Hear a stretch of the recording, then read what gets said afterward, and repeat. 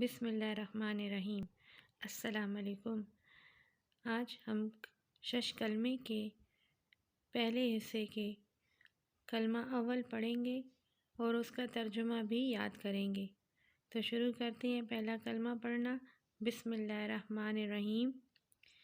پہلا کلمہ طیب۔ طیب معنی پاک۔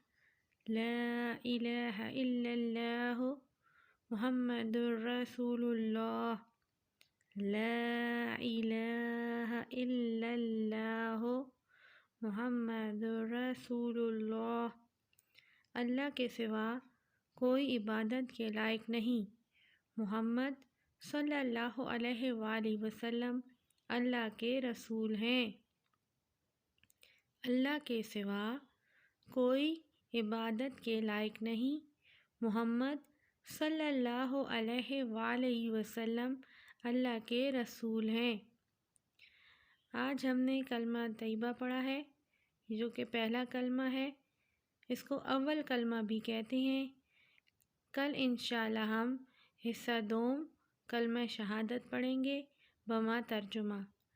اللہ حافظ۔